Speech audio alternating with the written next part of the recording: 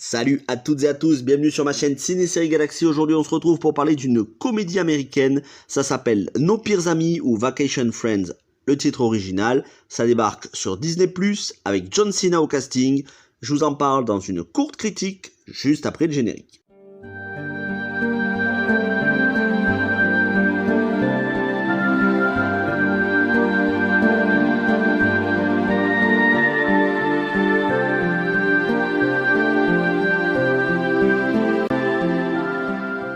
Alors, commençons par le synopsis. On y suit un couple qui part en vacances au Mexique. Le monsieur va demander en mariage la madame. Tout va mal se passer. Ils vont avoir des imprévus au niveau de la réservation de la chambre. Et là, ils vont tomber sur un couple, mais de barges complets, qui ne prennent absolument rien au sérieux, qui sont complètement allumés, qui prennent de la drogue à tout va, voilà, c'est des fous. Et ce couple, donc, assez original, va décider d'accueillir notre couple principal dans leur chambre, dans leur suite présidentielle.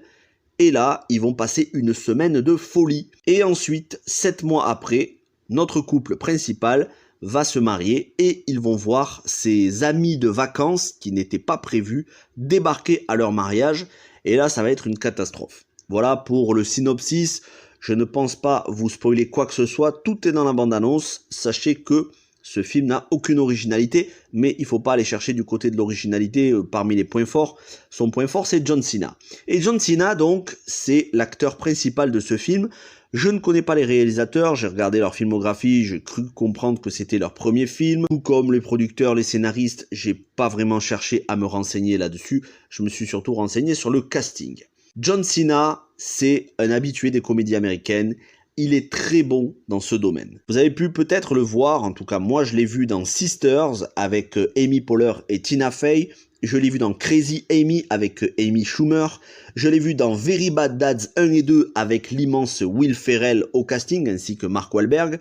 Ou encore Contrôle parental où il jouait aux côtés de Ike Barinholtz. Donc voilà, c'est un habitué, John Cena, des comédies américaines et il le fait très bien. Après, il sait faire des rôles plus sérieux dans The Wall, un film sur l'Irak, ou bien un petit peu plus récemment dans Fast and Furious 9. Bon, on peut pas vraiment dire que le film soit sérieux, mais lui, son rôle est un petit peu plus sérieux. Ou très récemment dans The Suicide Squad, dont je ne reparlerai pas. Vous avez ma critique sur la chaîne. Donc John Cena, dans ce film, il est très en forme. C'est son gros point positif, c'est son talent. Il sait faire preuve d'une autodérision quasi sans limite. Même si ce film, je dois le dire, n'est pas très trash du tout. Et c'est pour ça d'ailleurs qu'il atterrit sur Disney+. Ça m'aurait aussi étonné qu'une comédie américaine assez trash débarque sur une plateforme qui a une renommée mondiale et qui est censée être destinée aux plus jeunes.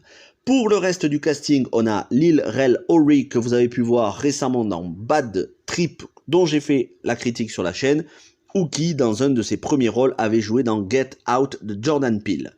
Pour les autres acteurs ou actrices, j'ai pas grand chose à dire, je ne les connais pas, si ce n'est que Meredith Agner qui fait le rôle de Kyla, la copine de John Cena, est doublée en français par Dorothée Pousseau, la doubleuse officielle de Margot Robbie, que j'adore. Dorothée Pousseau, j'aime beaucoup sa voix, donc c'est toujours intéressant d'avoir une doubleuse de talent au casting. Pour le coup, ce film ressemble énormément à Very Bad Trip, la trilogie, Hors Contrôle, qui pour le coup est beaucoup plus trash, que je vous conseille, donc avec Adam Devine, Zac Efron, Anna Kendrick ou encore Aubrey Plaza, ainsi que The Boyfriend avec Bryan Cranston et l'excellentissime James Franco, ou encore, et là c'est la référence évidente, Serial Nos Sœurs, avec Owen Wilson, Vince Vaughn, Bradley Cooper, Rachel McAdams, Isla Fisher, bref, je vais pas vous faire tout le casting, vous avez compris.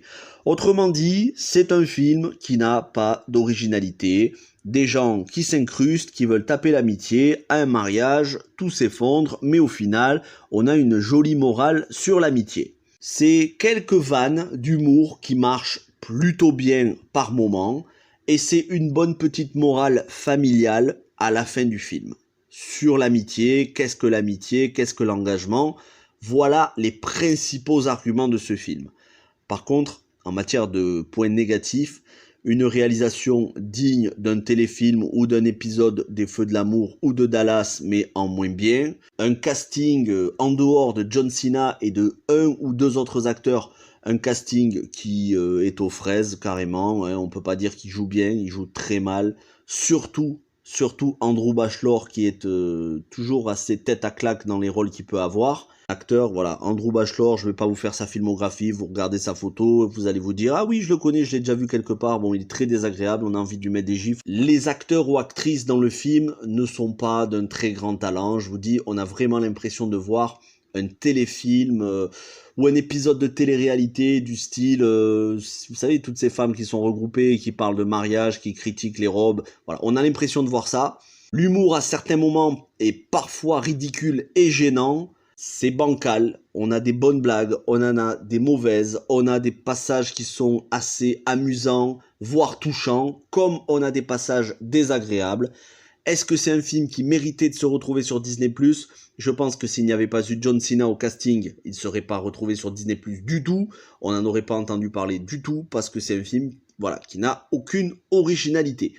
Est-ce que pour autant j'ai détesté le film? Non, je vais pas vous mentir, j'ai rigolé à plusieurs passages dans le film. C'est surtout John Cena que je trouve assez touchant dans ses rôles. Il peut osciller à la fois entre le délire mais complètement allumé et un petit peu d'émotion parfois. Donc voilà, pour John Cena, j'ai rigolé, j'ai pas passé un mauvais moment, hein, je vais être honnête, j'ai pas passé un mauvais moment. Je vais pas vous dire que ce film est une merde, déjà parce que ce serait impoli, et parce que je le pense pas. Mais c'est un film parmi d'autres, sitôt vu, sitôt oublié. Si vraiment vous n'avez pas grand chose à regarder et que vous voulez vous mettre une comédie, bah je vous conseille plutôt les comédies que je vous ai citées en introduction dans la filmographie de John Cena. Celui-ci, bon, c'est en bas de liste. Voilà. Merci à tous d'avoir regardé cette vidéo, j'espère qu'elle vous aura instruite entre guillemets, même si c'est, voilà, je n'ai pas la prétention de vous instruire, mais j'espère que cette vidéo vous aura informé, et puis si vous décidez de regarder le film, grand bien vous prenne, il n'y a aucun souci, ce n'est pas non plus le pire film de l'année, on a déjà vu bien pire. Merci à tous, portez-vous bien, ciao tout le monde.